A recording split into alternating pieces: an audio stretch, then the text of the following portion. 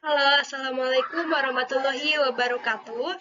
Perkenalkan, nama saya Neneng Henti Sugiyarti dari Prodi Pendidikan Bahasa Sastra Indonesia dengan NIM 20210003. Untuk memenuhi salah satu jenis-jenis kritik sastra ada berdasarkan objek, berdasarkan bentuk, berdasarkan praktik, berdasarkan pendekatan, berdasarkan sifat, dan berdasarkan media penyampaiannya. Baik, yang pertama ada berdasarkan objek, yaitu kritik dengan memandang unsur intrinsik yang bersifat objektif, tidak hanya terbatas pada alur, tema, tokoh, dan sebagainya, tetapi juga mencakup kompleksitas, koherensi, kesinambungan, integritas, dan sebagainya. Pendekatan kritik sastra jenis ini menitik beratkan pada karya-karya itu sendiri. Jadi karya tersebut ya benar-benar karyanya yang dikritik gitu.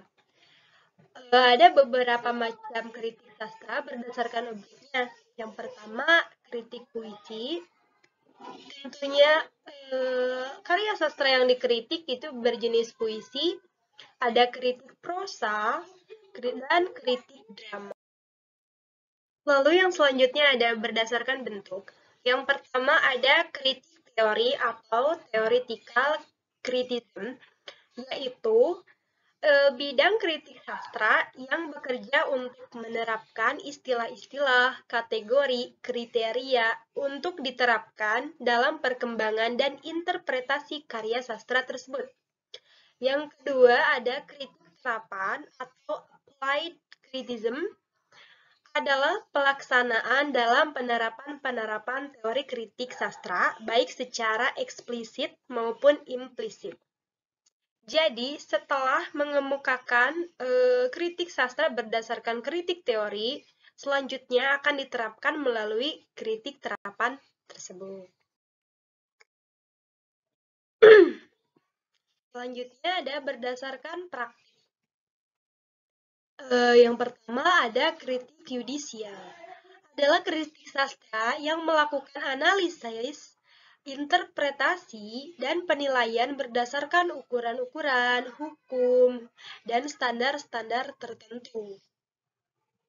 Kritik impresionistik adalah kritik yang dibuat kritikus dengan mengemukakan kesan-kesan kritikus tentang objek kritiknya. Itu tanggapan-tanggapan tentang karya sastra itu berdasarkan apa yang dirasakan kritikus tersebut.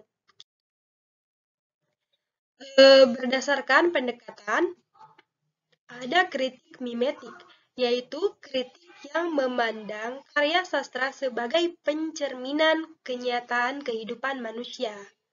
Yang kedua ada kritik ekspresif, yaitu kritik sastra yang memandang karya sastra sebagai ekspresi, curahan perasaan, atau imajinasi si pengarang.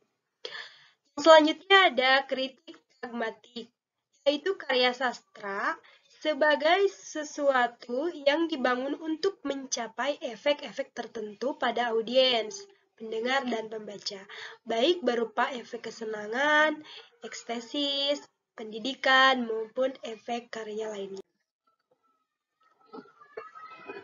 Yang selanjutnya berdasarkan sifatnya, ada kritik akademik dan kritik non-akademik.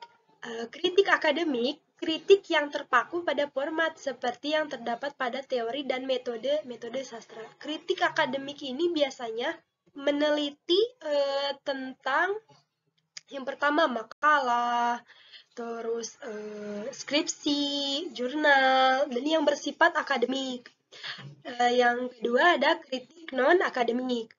Kritik yang tidak terpaku pada format seperti yang terdapat pada teori dan metode sastra. Jadi ini kebalikannya dari akademik gitu.